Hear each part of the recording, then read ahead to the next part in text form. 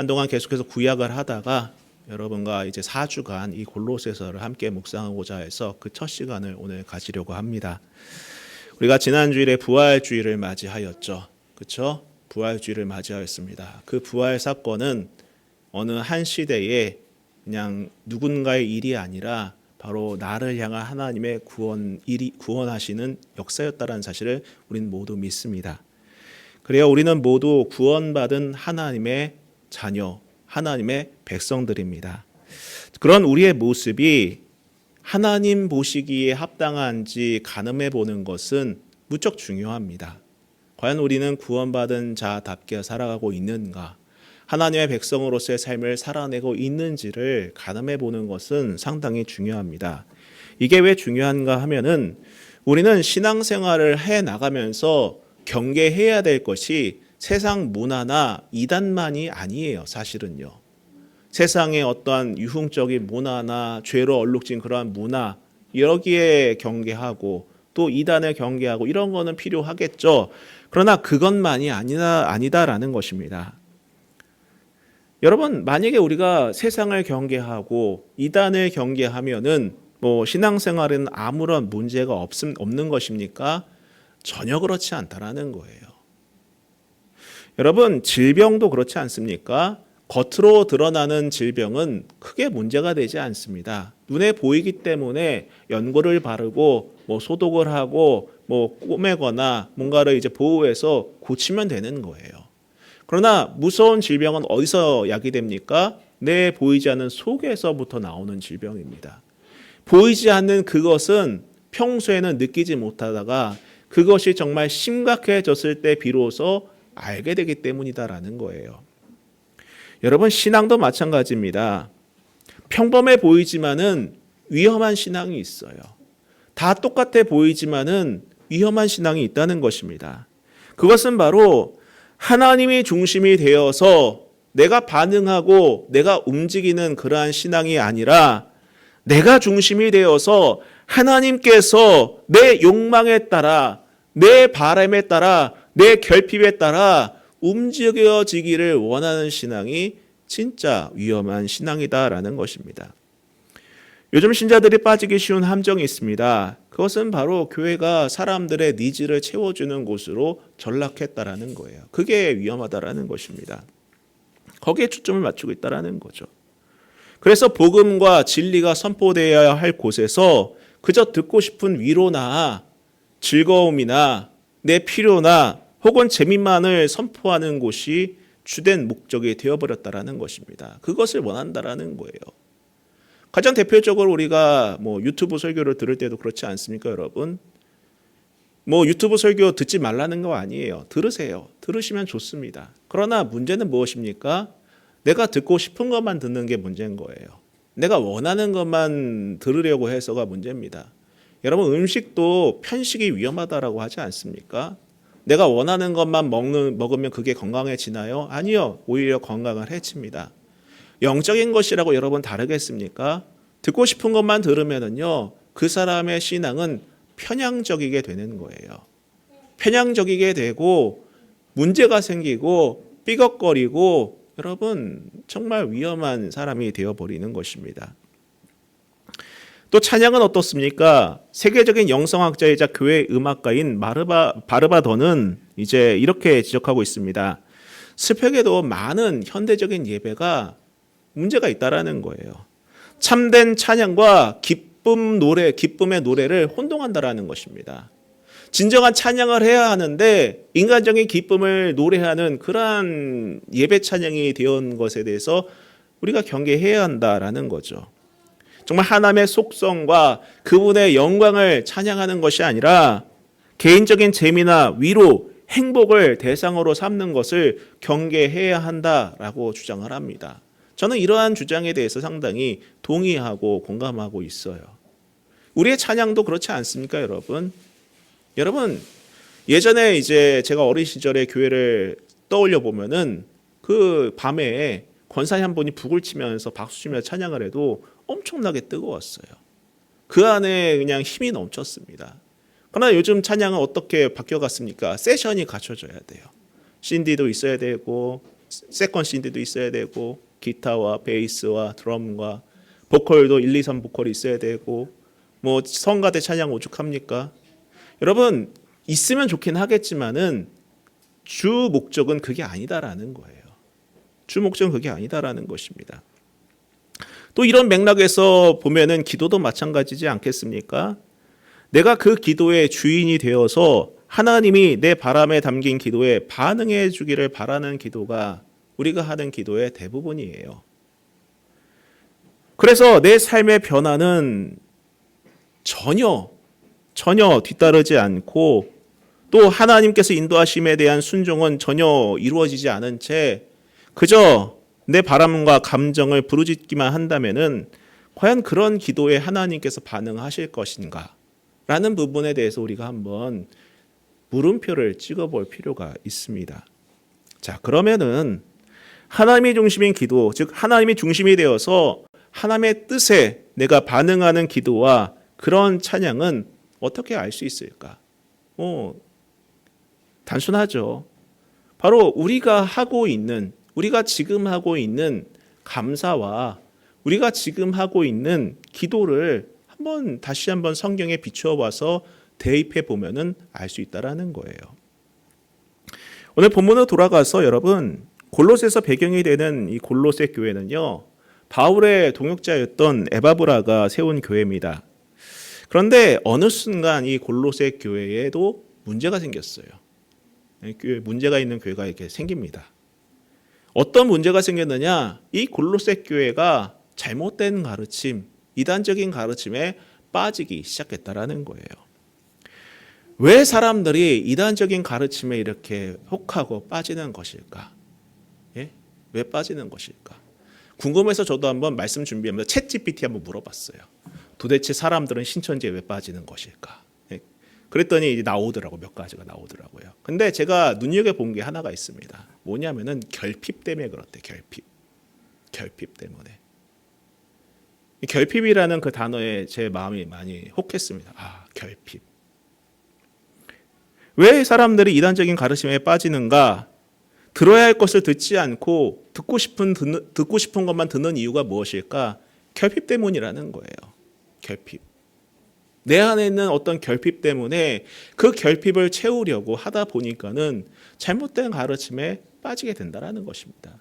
그 결핍이 인간관계일 수도 있는 것이고 그 결핍이 돈이 될 수도 있는 것이고 그 결핍이 어떤 내 안에 있는 여러 가지 문제가 될 수 있는 것이고 그 결핍이 어떤 자녀 문제가 될 수도 있는 것이고 직장 문제가 될 수 있는 것이고 학교 문제가 될 수도 있는 것이고 진로 문제가 될 수도 있는 거죠. 그 결핍에 너무 집중한 나머지 사람들이 이단에 빠진다라는 거예요. 골로새 교회도 예외가 아니었습니다. 결국 그 골로새 교회도 이단적인 가르침에 현혹되고 빠지기 시작했어요. 그래서 에바브라는 이 문제를 해결하기 위해서 조언을 듣고자 하여 당시 로마에 있던 바울을 찾아갑니다. 그리고 문제를 전해 들은 바울은 이제 편지를 써서 골로새 교회에 있는 성도들에게 정말 바른 신앙이 무엇인지를 전해주는 게 이 골로새서의 목적이에요. 이 서신을 통하여서 지금 너희들의 신앙과 한번 대조해봐라. 비춰봐라. 원본과 얼만큼 차이 있는지 한번 생각해봐라.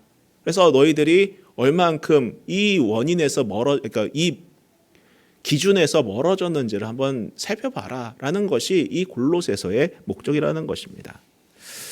자, 한번 먼저 감사와 제가 기도라고 말씀드렸죠. 이 감사를 한번 살펴보겠습니다.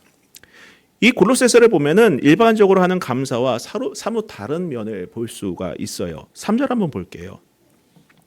우리가 너희를 위하여 기도할 때마다 하나님 곧 우리 주 예수 그리스도의 아버지께 감사하노라. 일반적으로 사람들이 감사할 때가 언제죠? 여러분, 언제 감사합니까?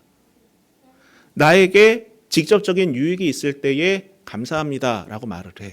그렇죠? 내게 어떤 유익이 있을 때에. 근데 여러분, 이 말씀 안에서 바울이 감사하다라고 말한 이유가 무엇입니까? 성경 그대로를 읽는다면은 우리가 너희를 위하여 기도할 때마다예요. 우리가 너희를 위하여 기도할 때마다 감사하다라고 말하고 있습니다. 우리는 이 대목에서 바울이 감사하는 기준을 발견할 수가 있어요. 바울은 골로새 교회가 자신에게 어떠한 유익을 가져다 주었기 때문에 감사하다라고 말한 것이 아니라, 어떤 바울의 결핍이나 필요를 채워줬기 때문에 감사하다라고 하는 것이 아니라, 그 바울 스스로가 골로새 교회를 놓고 기도하기 때문에 감사하고 골로새 교회를 생각하기 때문에 감사하다라고 고백하고 있는 거예요. 이게 어떻게 감사할 수 있는가? 여러분, 참고로 이 골로새서는 옥중서신 가운데의 하나입니다. 이 옥중서신이라 함은 바울이 감옥 안에서 쓴 편지라는 거예요. 여러분, 감옥 안에 있을 때에 사람이 감사할 수 있는 것이 무엇이 있겠습니까? 무엇이 있겠습니까? 여러분, 우리의 삶을 한번 돌아봅시다. 내 삶이 힘들고 버거우면은 감사가 잘 나오지 않아요. 그렇지 않습니까? 내 문제가 크고 내 형편이 좋지 않고 당장 내가 고민하는 것이 많은데 감사할 것이 무엇이 있겠습니까? 하물며 다른 사람을 배려한다, 다른 사람을 이해한다, 다른 사람을 격려한다, 이거는 가당치가 않아요. 할 수가 없는 거예요. 우리가 스스로 그거를 말할 수밖에 없습니다. 내 문제가 크면은요, 다른 사람의 일에 대해서 반응할 힘이 없어요. 일일이 반응할 수가 없습니다. 그 사람이 뭘 하든 반응할 수 없어요. 그저 그때는 어떻습니까? 내게 유익이 되고 내 필요가 채워지고 내게 좀 도움이 됐을 때나 그때야 비로소 조금 감사할 수 있는지 모르겠지만은 마음이 여력이 없다라는 거예요. 자, 그러면은 인간적으로 보기에 바울의 입장에서 그가 감사할 수 있는 조건은 무엇이겠습니까? 만약 내가 바울이었다면은 어떨 때 감사하겠습니까? 예를 들면은 자신이 감옥에 있으니까 가장 좋은 소식은 무엇이겠습니까? 감옥에서 나가게 되었다라는 소식 아니겠어요? 아니면은 형량이 줄었습니다. 언제는 나갈 수 있습니다라는 어떤 소망이 보일 때 감사하지 않겠습니까? 그것도 아니다라면은 옛날 감옥 오죽했겠습니까? 그런 감옥에 누군가가 찾아와서 특별하게 사식을 넣어주거나 맛있는 음식을 넣어줬을 때 감사하다 라고 하지 않겠습니까? 뭔가 감옥 안에서 자기에게 유익이 될 만한 일이 있을 때 감사하다라고 하겠는데, 오늘 성경에서 바울은 골로새 교회를 놓고 기도하기 때문에 감사하고 골로새 교회를 생각할 수 있기 때문에 감사하다라고 하고 있는 거예요. 즉, 교회가 바울의 감사의 기준이 되었던 것입니다. 야, 이게 어떻게 가능할까? 그러면 왜 바울은 이런 감사를 했을까? 어떤 이유로 그는 이 교회를 보면서 감사할 수 있었던 것인가? 4절부터 한번 보시기 바랍니다.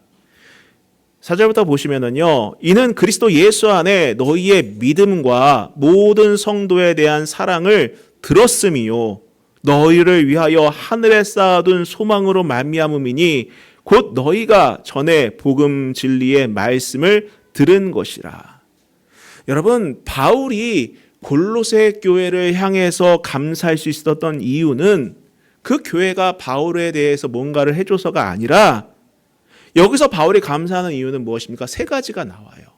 가장 먼저 그들의 믿음과 사랑과 그들이 가진 소망 때문이다라고 말하고 있어요. 바울은 먼저 교인들이 갖고 있던 믿음이 그리스도 예수 안에 있는 것이라고 강조합니다. 아마 이것은 그 시대에 이제 골로새 교회에 들어왔던 어떤 이단 사상 때문이 아닐까, 그걸 염두에 둔 표현이 아닐까라고 생각할 수 있어요. 그리고 이 믿음은 헛된 가르침에 있는 것이 아니라 예수님 안에 있는 것임을 분명하게 해주는 거예요. 여러분, 바로 이 부분은 무엇입니까? 그분이 성육신하신 하나님이십니다. 우리의 구원자십니다. 우리의 주권자십니다. 영원하신 나의 왕이십니다. 라는 표현, 그 고백이 이 안에 담겨져 있는 거예요. 여러분, 우리의 신앙에도 이러한 고백이 필히 있어야 돼요. 정말 중요하게 담겨져 있어야 됩니다. 예수님은 나의 구원자십니다. 예수님은 나의 주권자십니다.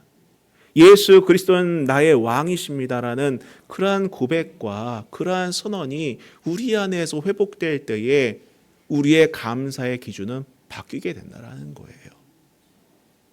여러분, 우리가 왜 두려워합니까? 두려워하는 이유는 내 삶이 내 생각대로 되지 않기 때문이에요.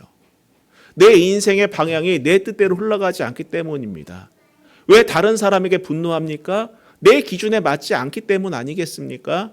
그 사람이 하는 일들이 내 마음에 들지 않고 내 생각과 맞지 않고 그러다 보니까는 갈등이 일어나고 다툼이 일어나고 함부로 말하는 것 아니겠습니까? 그 대상이 가족이 될 수도 있고 친구가 될 수도 있고 동료가 될 수도 있어요. 내 기준에 맞지 않는다라는 이유 하나만으로 함부로 말하게 된다라는 거예요. 근데 여러분, 우리 안에 믿음의 주체가 분명하게 세워진다면은 우리는 기준이 바뀌게 되는 거예요. 내가 주체가 아니게 되면은요, 여러분 그때부터 우리의 시각과 우리의 가치관과 우리의 기준은 바뀌게 되는 것입니다. 하나님의 뜻 안에 맡기고 그분의 인도하심을 신뢰하면서 하나님의 계획 안에서 우리가 가고 있음을 기뻐하는 그러한 존재가 된다라는 거예요. 여러분, 우리의 기준과 우리의 관점도 좀 바뀔 수 있었으면 좋겠습니다. 내 생각대로 되지 않는다고 두려워하기보다는 하나님께 우리가 좀 맡겨봤으면 좋겠어요. 내가 고민한다고 좀 바뀌면은 고민하세요. 하셔도 됩니다. 고민을 1000번쯤 하고 10,000번쯤 해서 여러분의 인생이 바뀐다면은 하세요. 그런데 안 되잖아요. 고민을 100번, 1000번 한다고 해서 인생이 바뀌면은 세상 사람들 중에서 고민하지 않을 사람이, 고민을 여전히 할 사람이 누가 있겠습니까? 없겠죠. 고민하면 다 해결되니까는. 그러나 안 되잖아요. 그렇다면 우리가 이제라도 여러분 우리가 눈을 떠서 하나님 뜻 안에서 우리의 삶을 맡겨볼 수 있었으면 정말 좋겠어요. 그분을 나의 구원자로 인정하시길 바랍니다.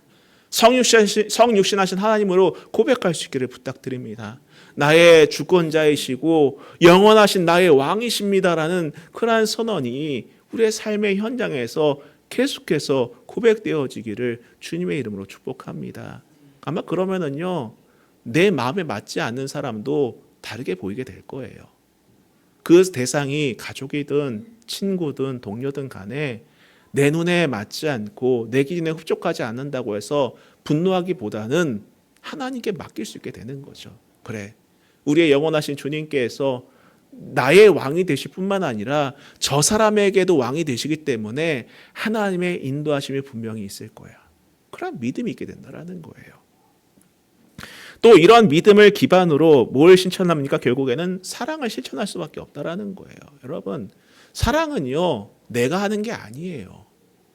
내가 여력이 있어서 사랑하는 게 아닙니다. 뭐 남녀간에 그 20대 때는 정말 불꽃이 튀어가지고 사랑할 수 있긴 하겠지만은 그런 어떤 에로스적인 사랑 말고 정말 아가페나 어떤 필레오 같은 이런 사랑들은요, 여러분 그런 불꽃으로 되는 게 아니잖아요. 특별히 우리가 믿음의 사랑으로 살 수 있는 사랑은요, 내 감정을 할 수 있는 것이 아닙니다. 감정적인 사랑은요, 그때그때 달라요. 기분 좋으면 사랑했다가 조금 기분 틀어지면 어떻게 합니까? 금방 화냅니다. 여러분, 인간관계도 그런 건 정말 불편해요. 기분 좋은 줄 알고 평소처럼 다가갔는데 갑자기 불같이 화내면은 이거 뭐지? 어떻게 하라는 거지? 이렇게 좀 그렇지 않습니까, 여러분? 근데 여러분, 사랑이라는 것은요, 내가 하는 게 아니라 예수를 내가 믿고 그분께서 내게 가르쳐 주셨기 때문에 하는 거예요. 그리고 앞서 말씀드렸다시피 우리의 믿음의 주체가 하나님 한 분이시기 때문에 사랑하게 되는 거예요. 그리고 이러한 사랑을 실천하는 것을 칭찬하며 오늘 이 바울은 그것에 대해서 감사하고 있는 것입니다. 그리고 그 믿음은 이들이 가지고 있는 이 소망에 근거하고 있다는 점도 강조하고 있어요. 여러분, 믿음이 확실하면요, 소망이 바뀔 수가 없어요. 믿음이 확실하면요, 우리의 소망이 흔들릴 수가 없다라는 것을 우리는 부정할 수가 없습니다. 믿음이 없으니까는 소망이 흔들리는 거예요. 기준이 나니까는 소망이 흔들리는 것입니다.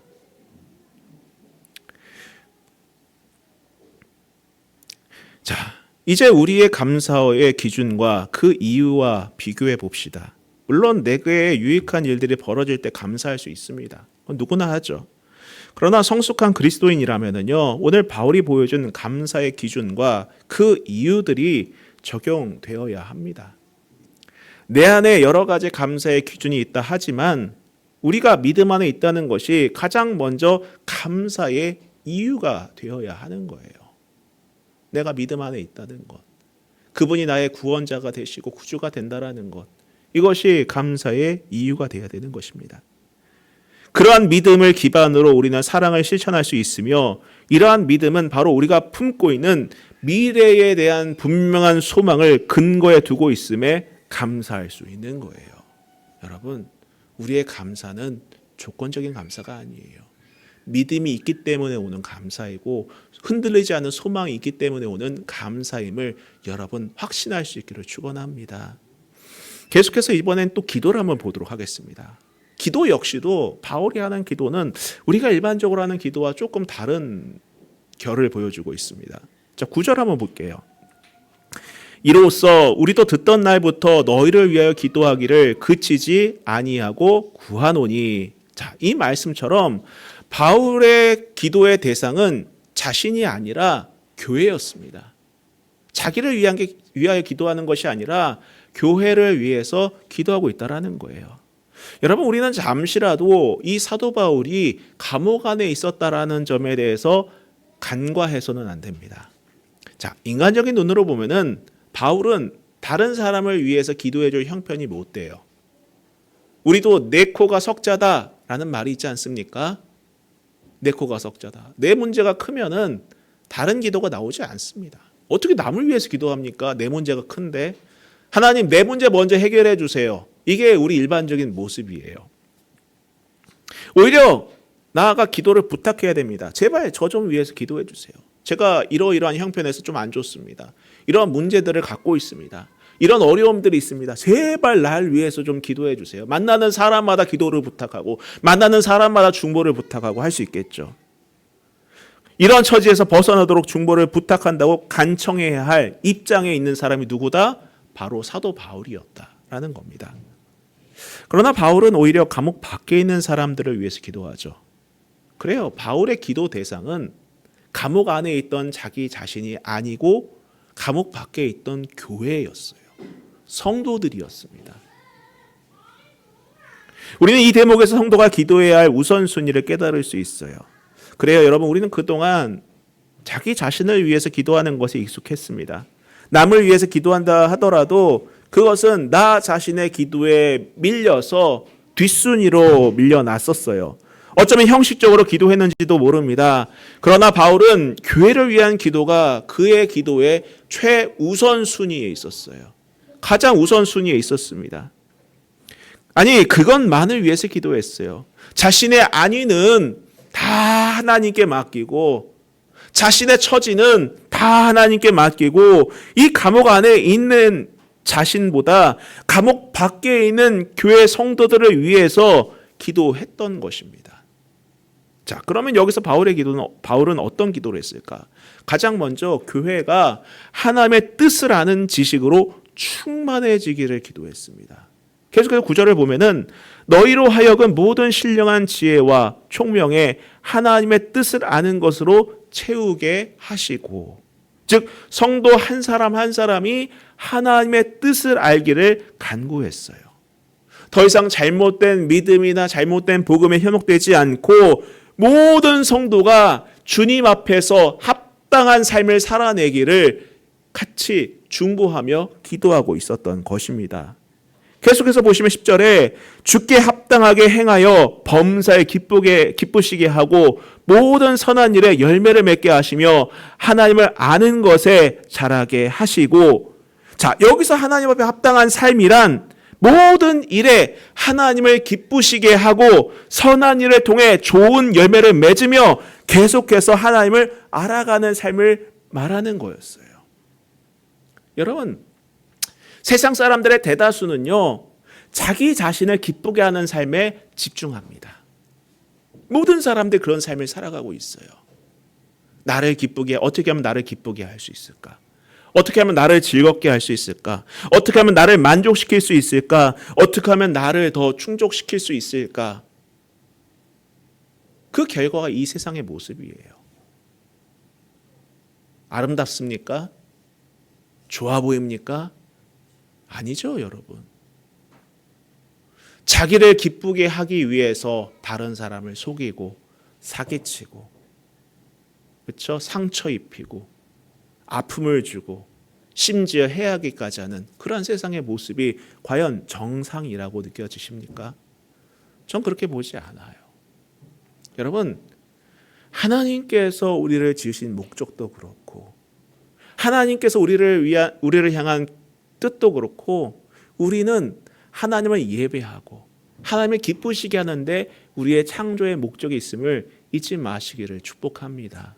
여러분의 삶의 목적은 거기에 있다라는 거예요. 저도 마찬가지고요. 여러분, 우리가 높아져봤자 세상에서 얼마나 높아지겠습니까? 우리가 우리 자신을 채우려고 해봤자 얼마나 채울 수 있겠습니까? 그런다고 해서 만족을 합니까? 아니에요. 그렇지 않아요. 그렇지 않습니다. 그래서 바울은요, 이 교회를 구성하고 있는 성도들이 이러한 하나님이 기뻐하는 합당한 삶을 살기를 간구했어요.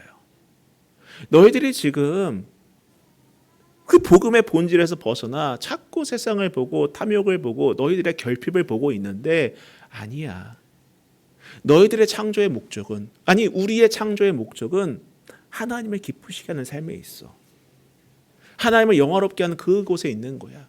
주님께서 이 땅에 오셔서 고난당하시고 우리에게 부활의 산소문을 주신 목적도 거기에 있는 거야 라는 것을 바울 선생님께서는 말씀해주고 있었던 것입니다.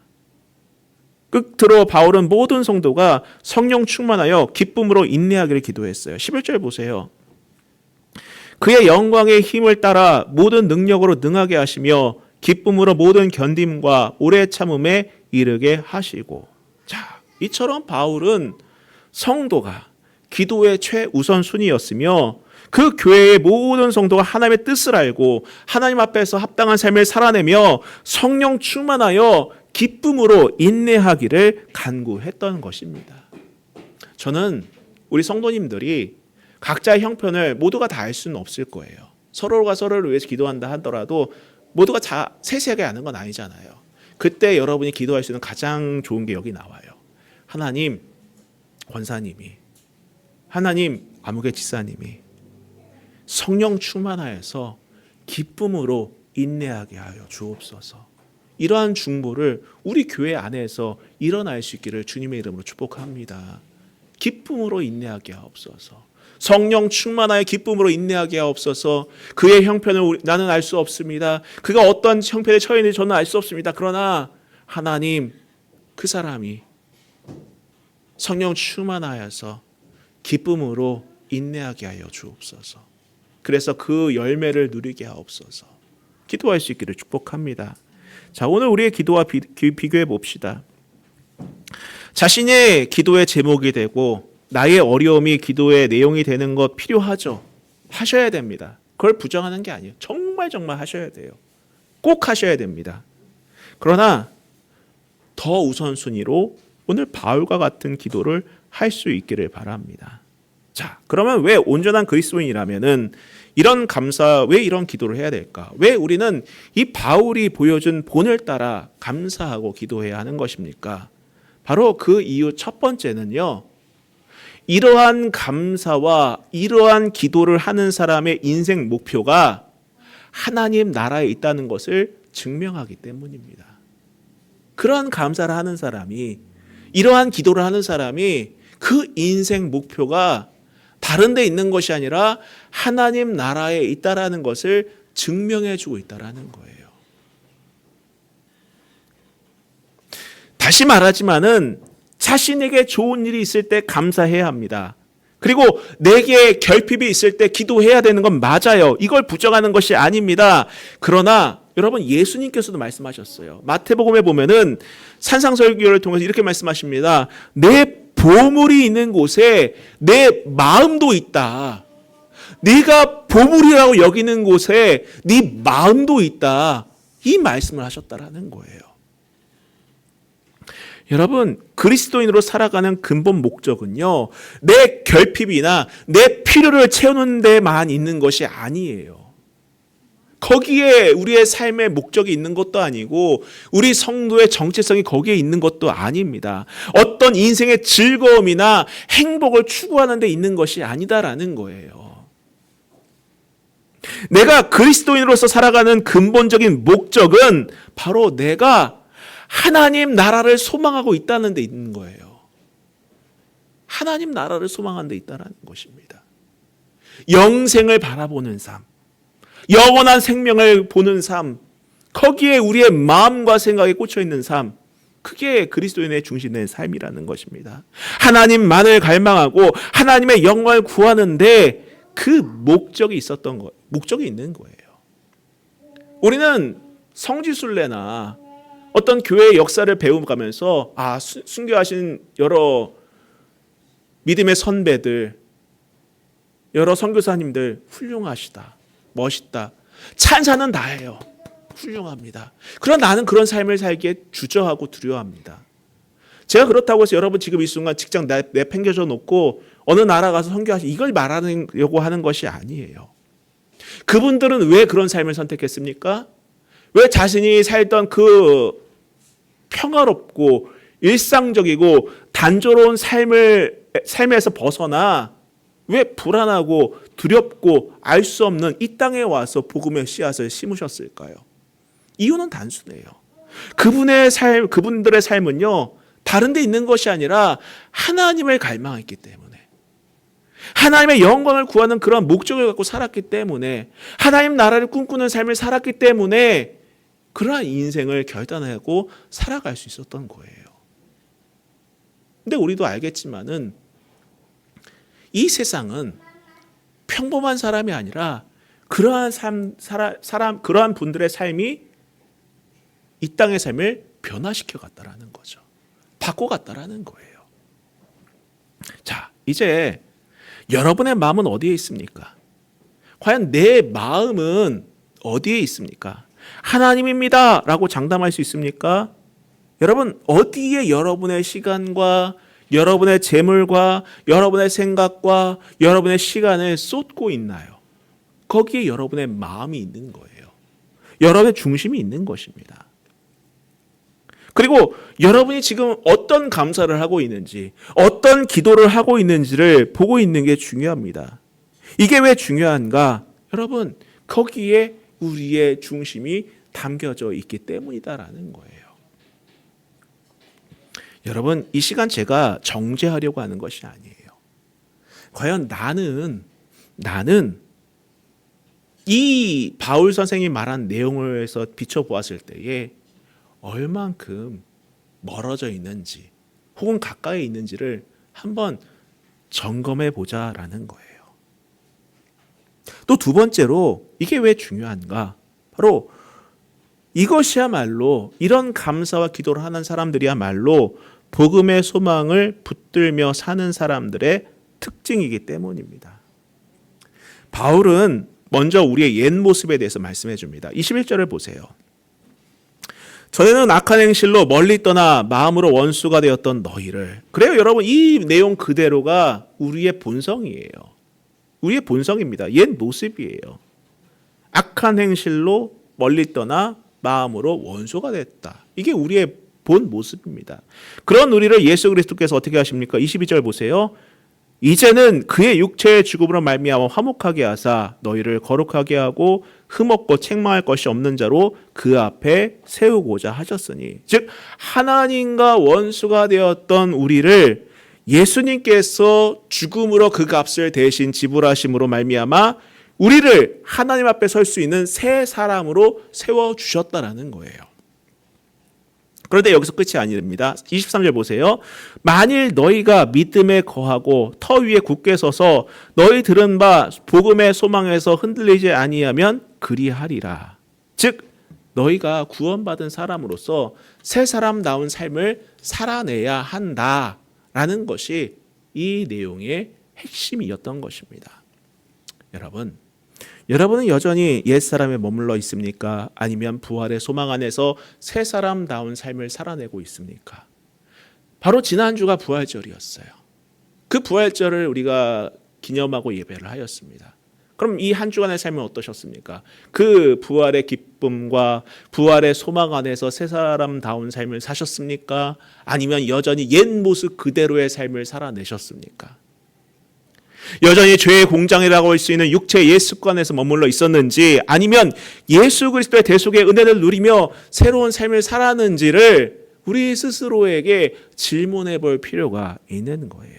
그리고 이것을 알기 위해서 오늘 나의 감사와 나의 기도를 점검해 봐야 하는 겁니다. 그리고 이 바울이 보여주는 감사와 기도를 대입해 보면서 그 기도와 감사에 닮아가야 하는 거예요. 이것이 하나님의 중심이 되어서 내가 반응하는 신앙의 기본이기 때문입니다. 정리하겠습니다. 여러분, 기본이 중요해요. 기본이 중요합니다. 몇 년 꽤 된 드라마인데, 드라마 미생 아시죠? 보신 분이 계실 거예요. 드라마 미생. 내용도 참 좋지만 저 그 가운데 정말 10년 넘은 시간이 흐를수록 마음에 남는 대사가 있어요. 정말 멋진 대사가 있는데 어떤 대사냐면 제가 읽어드릴게요. 내가 진정으로 이루고 싶은 게 있다면 체력을 먼저 길러야 한다. 체력을 먼저 길러야 한다. 종종 후반부에 무너지는 이유는, 데미지를 입은 후 회복이 더딘 이유는, 실수한 후 복구가 더딘 이유는 다 체력의 한계 때문이다. 체력이 약하면 빨리 편안함을 찾게 되고, 그러다 보면 점점 인내심이 떨어진다. 그리고 그 피로감을 견뎌내지 못한다면 승부 따윈 상관없는 지경에 이르게 된다. 너가 이기고 싶다면 나의 고민을 충분히 견디어줄 수 있는 몸을 먼저 만들어야 된다. 결국 전식력은 체력의 보호 없이는 구호받게 되지 않는다는 것을 알아야 한다. 제가 정말 좋아하는 대사 대목이에요. 상당히 공감하지 않습니까? 체력은 우리의 삶의 기초잖아요. 우리 인생의 기초가 체력이에요. 기본입니다. 그렇죠? 세상 일도 이 기본이 흔들리면은 모든 게 무너지는 거예요. 영적인 영역도 마찬가지입니다. 여러분, 신앙도 기본에 충실해야 돼요. 듣고 싶은 걸 듣는 게 아니라 기본에 충실해야 되는 거예요. 흔들릴수록, 힘들수록, 어려울수록 기본에 충실해야 돼요. 나의 감사와 나의 기도, 그 기본에 충실해야 되는 것입니다. 거기에서부터 회복이 일어나는 것이고, 거기에서부터 승리가 이루어져 나가는 것입니다. 성도 여러분, 우리의 삶은 녹록하지가 않아요. 쉽지가 않습니다. 늘 좋은 일만 있는 것도 아니에요. 때로는 고단하고 힘들고 알 수 없는 어려움으로 인해서 낙심할 때도 있어요. 그때 나를 일으켜 세울 수 있는 것은 기본입니다. 신앙의 기본. 여러분의 감사와 기도를 오늘 말씀 속에서 대입해 보고 바울이 보여주셨던 그 감사와 기도의 그 기본으로 돌아갈 수 있기를 주님의 이름으로 축원합니다. 우리 같이 찬양하고 기도하도록 하겠습니다.